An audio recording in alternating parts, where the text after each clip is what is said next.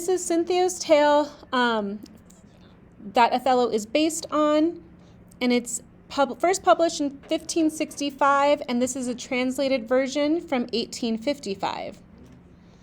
There once lived in Venice a Moor, who was very valiant and of a handsome person, and having given proofs in war of great skill and prudence, he was highly esteemed by the Signoria Duke of the Republic, who, in rewarding deeds of valor, advanced the interests of the state.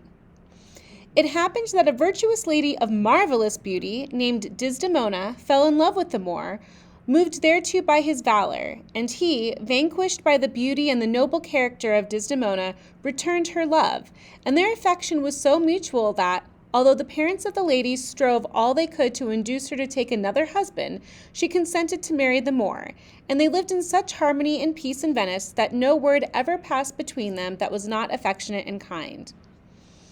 Now it happened at this time that the Signoria of Venice made a change in troops whom they used to maintain in Cyprus, and they appointed the Moor commander of the soldiers whom they dispatched thither.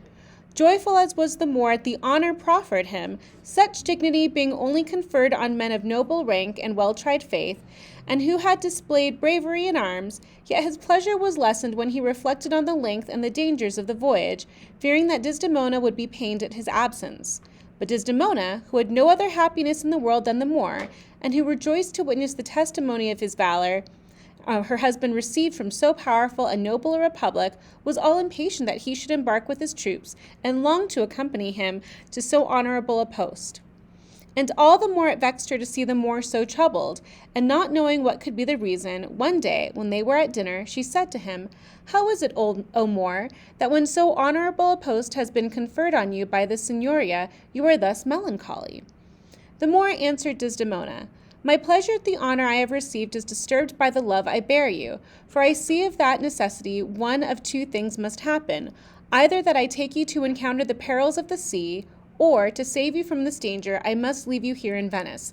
The first could not be otherwise than serious to me, for all the toil you would have to bear and every danger that might befall you would cause me extreme anxiety and pain, yet were I to leave you behind me, I should be hateful to myself, since in parting from you, I should part from my own life." Desdemona, on hearing this, replied, "My husband, what thoughts are these that wander through your mind? Why let such things disturb you? I will accompany you wheresoe'er you go, were it to pass through fire, as not to cross the water in a safe and well-provided ship. If needed, there are toils and perils to encounter. I will share them with you. And in truth, I should think you loved me a littler were you to leave me here in Venice, denying me to bear you company, or could believe that I would liefer, which means rather, stay, in safety here, than share the dangers that await you. Prepare then for the voyage with all the readiness which the dignity of the post you hold deserves." The Moor, in the fullness of his joy, threw his arms around his wife's neck, and with an affectionate and tender kiss exclaimed, "God keep you long in such love, dear wife." Then speedily donning his armor, and having prepared everything for his expedition, he embarked on board the galley with his wife and all his troops, and, setting sail, they pursued their voyage, and with a perfectly tranquil sea arrived safely at Cyprus. Now among the soldiery there was an ensign, a man of handsome figure, but of the most depraved nature in the world. This man was in great favor with the Moor, who had not the slightest idea of his wickedness, for despite the malice lurking in his heart, he cloaked with proud and valorous speech, and with specious presence the villainy of his soul, with such art that he was to all outward show another Hector or Achilles.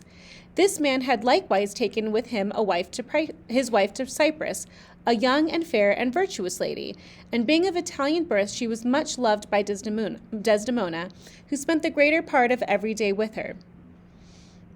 In the same company there was a certain captain of a troop, to whom the Moor was much affectioned, and Desdemona, for this cause, knowing how much her husband valued him, showed him proofs of the greatest kindness, which was all very grateful to the Moor.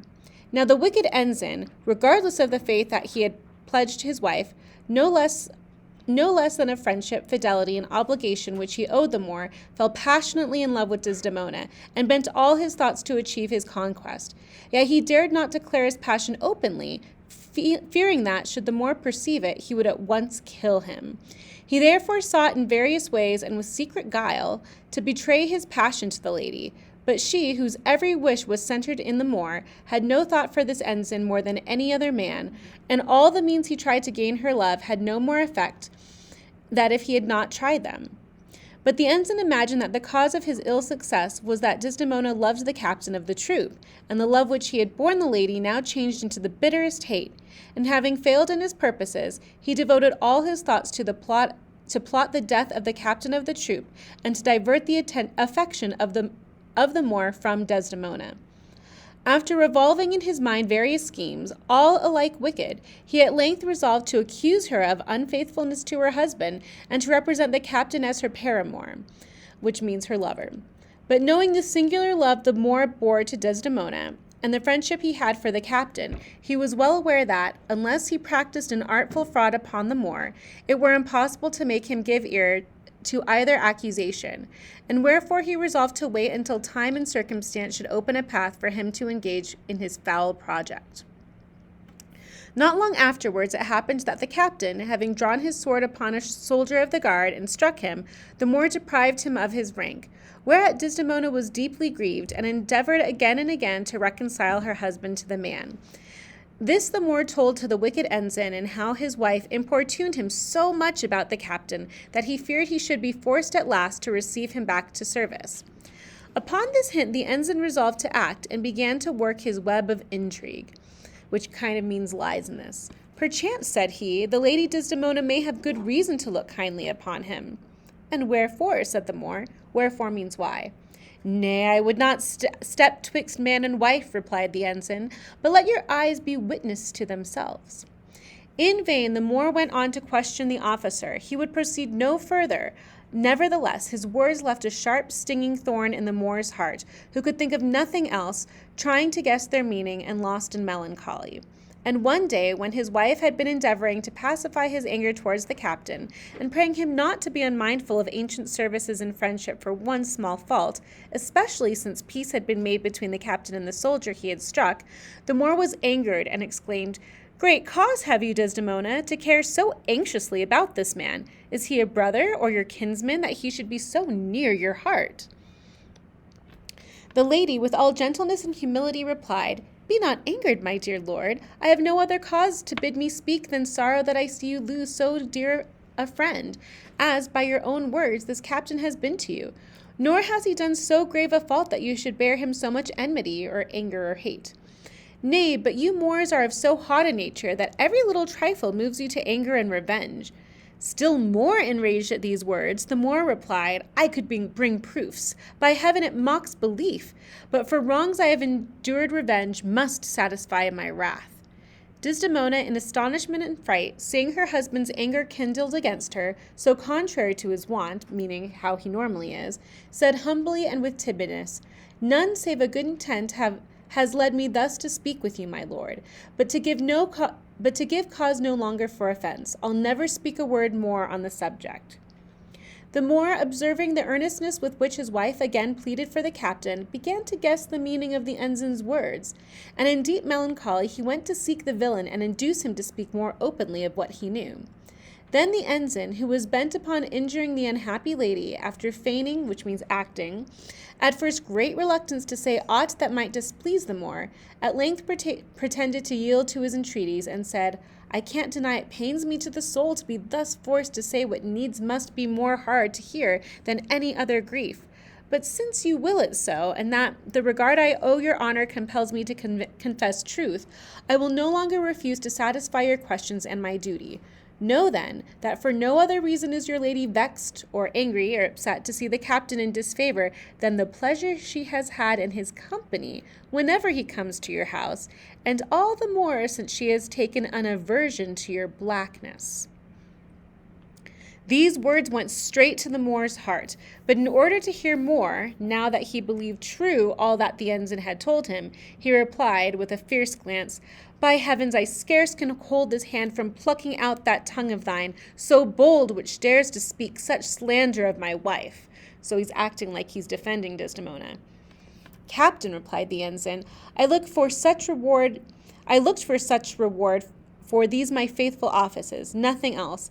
But since my duty and the jealous care I bear your honor have carried me thus far, I do repeat, so stands the truth as you have heard it from these lips.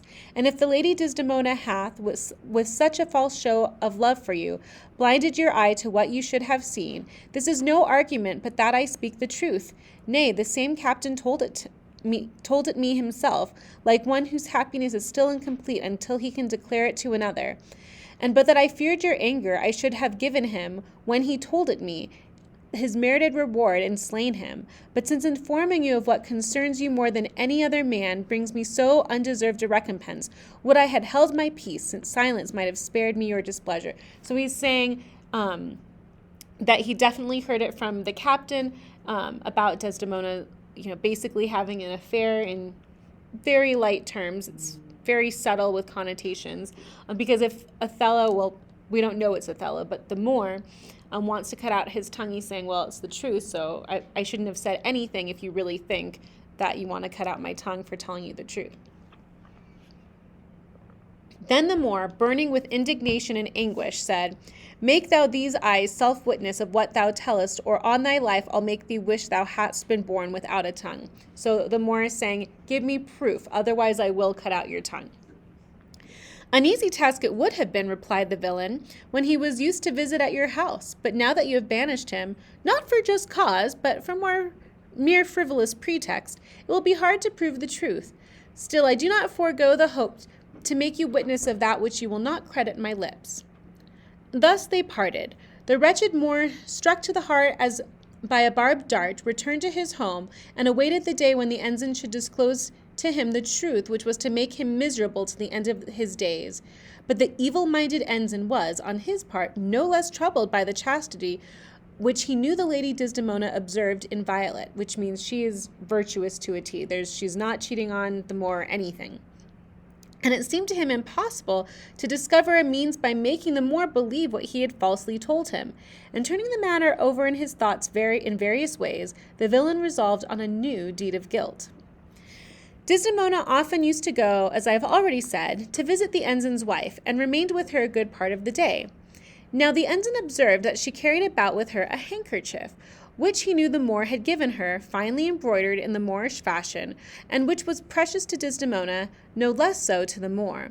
It's almost like a wedding ring, this handkerchief. It's part of the wooing custom in this time period. Then he conceived the plan of taking this kerchief from her secretly, and thus laying the snare for her final ruin. The ensign had a little daughter, a child 3 years of age, who was much loved by Desdemona, who took her and pressed her to her bosom, while at the same instant this traitor, who had an extreme dexterity of hand, drew the kerchief from her sash so cunningly that she did not notice him, and overjoyed he took his leave of her. Desdemona, ignorant of what had happened, returned home, and busy with other thoughts, forgot the handkerchief. But a few days afterwards, looking for it and not finding it, she was in alarm, lest the Moor should ask her for it, as he was oft wont to do. Wont means likes to do. Meanwhile, the wicked ensign, seizing a fit opportunity, went to the captain of the troop, and with crafty malice left the handkerchief at the head of his bed without his discovering the trick until the following morning, when, on getting out of bed, the handkerchief fell upon the floor, and he set his foot upon it. And not being able to imagine how it had come to his house, knowing that it belonged to Desdemona, he resolved to give it to her, and waiting until the Moor had gone from home, he went to the back door and knocked. It seemed as if fate conspired with the ensign to work the death of the unhappy Desdemona. Just at that time the Moor returned home, and hearing a knock on the back door, he went to the window and in a rage exclaimed, "Who knocks there?" The captain, hearing the Moor's voice and fearing lest he should come downstairs and attack him, took to flight without answering a word. The Moor went down, and opening the door, hastened into the street and looked about, but in vain. There, returning into the house in great anger, he demanded of his wife who it was that had knocked at the door. Desdemona replied, as was true, that she did not know, but the Moor said, "It seemed to me the captain." "I know not," answered Desdemona, "whether it was he or another person." The Moor restrained his fury, great as it was, wishing to do nothing before consulting the ensign, to whom he hastened instantly and told him all that had passed, praying him to gather from him the captain all he could respecting the affair. The ensign, overjoyed at the occurrence, promised the Moor to do as he requested, and one day he took occasion to speak with the captain when the Moor was so placed that he could see and hear them as they conversed. And whilst talking to him of every other subject than of Desdemona, he kept laughing all the time aloud, and feigning astonishment, he made various movements with his head and hands, as if listening to some tale of marvel. As soon as the Moor saw the captain depart, he went up to the ensign to hear what he had said to him. And the ensign, after long entreaty, at length said, "He has hidden nothing from me, and has told me that he has been used to visit your wife whenever you went from home, and that on the last occasion she gave him this handkerchief which you presented to her when you married her." The Moor thanked the ensign, and it seemed now clear to him that should he find Desdemona not to have the handkerchief, it was all true that the ensign had told to him. One day, therefore, after dinner, in conversation with his wife on various subjects, he asked her for the kerchief. The unhappy lady, who had been in great fear of this, grew red as fire at this demand, and to hide the scarlet of her cheeks, which was closely noted by the Moor, she ran to a chest and pretended to seek the handkerchief, and after hunting for it a long time, she said, "I know not how it is. I cannot find it. Can you, perchance, have taken it?" "If I had taken it," said the Moor, "why should I ask it of you? But you will look better another time."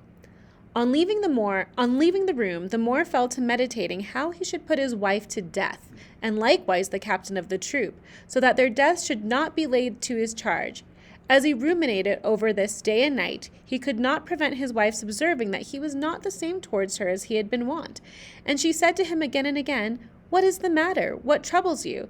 How comes it that you, who were the most light-hearted man in the world, are now so melancholy or sad?"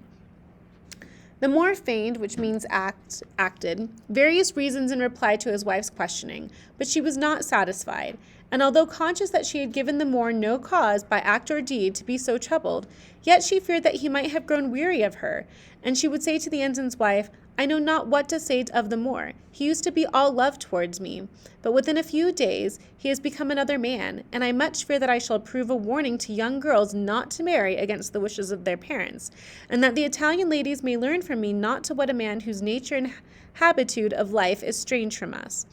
But as I know the Moor is on such terms of friendship with your husband, and communicates to him all his affairs, I pray you, if you have heard from him aught that you may tell me of, fail not to befriend me." And as she said this, she wept bitterly.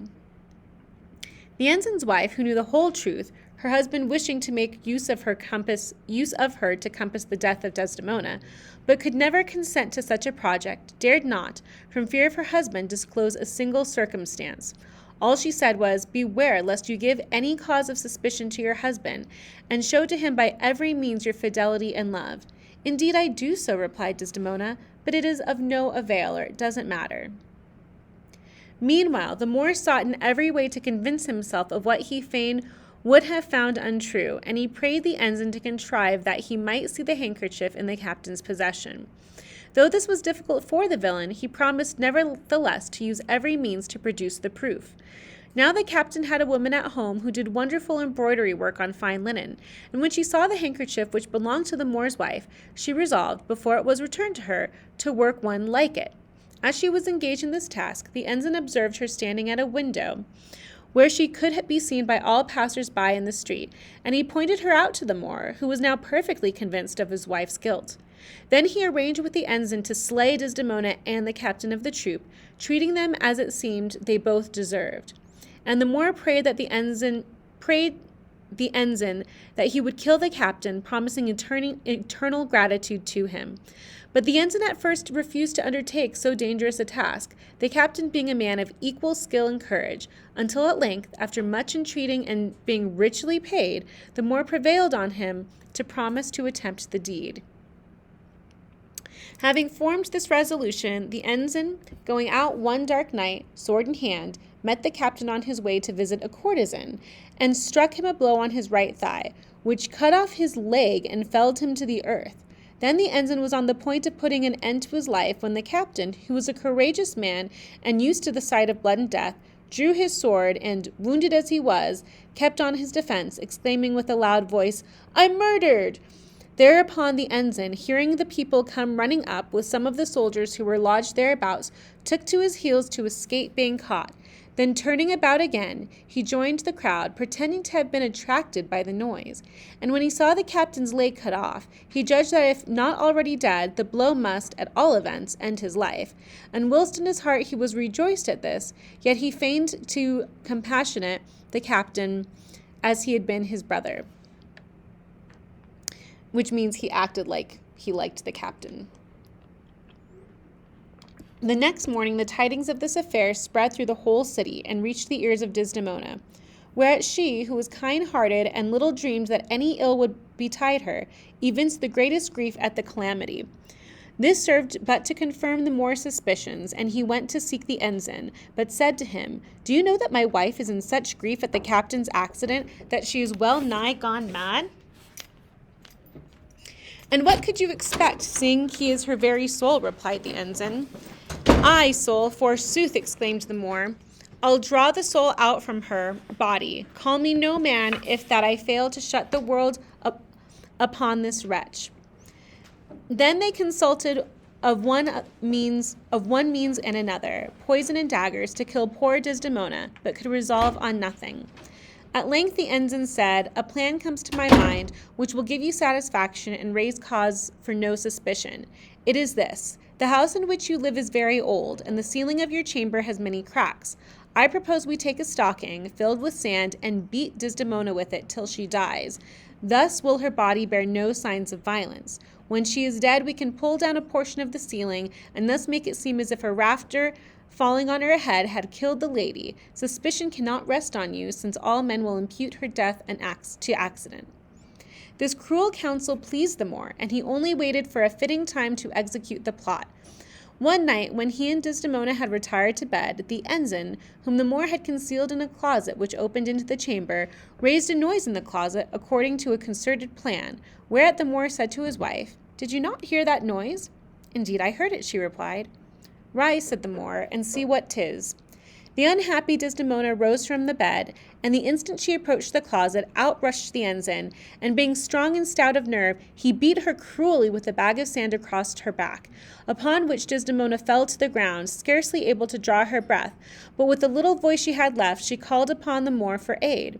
But the Moor, leaping from the bed, exclaimed, "Thou wickedest of women, thou hast thy falseness found its just reward, the recompense to wives who, counterfeiting love, place horns upon their husbands' brows." Horns upon a husband's brows is the symbol for a cuckold, or a husband whose wife has cheated on him. And you'll see that same symbol in Othello. The wretched lady, hearing those words, and feeling that she was near her end, for the ensign had given her another blow, appealed to the justice of heaven, since justice here had failed her, in proof of her fidelity and truth. And as she was thus calling heaven to witness, the wicked ensign inflicted a third blow, under which she sank lifeless to the floor. Then the ensign and the Moor, laying Desdemona on the bed and wounding her head, pulled down part of the ceiling of the chamber, as they had arranged, whereupon the Moor began to call aloud for help, exclaiming that the house was falling.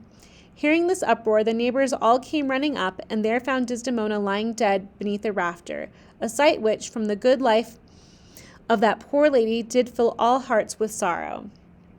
On the following day, Desdemona was buried, followed to the grave by the universal grief of the people. But heaven, the just rewarder of all hearts, willed not that so wicked a deed should go unpunished. Ere long the Moor, whom Desdemona had loved more than her own life, began to feel such sorrow at her loss that he went wandering about as one bereft of reason, searching in every part of the house. Bereft of reason means that he's losing his mind.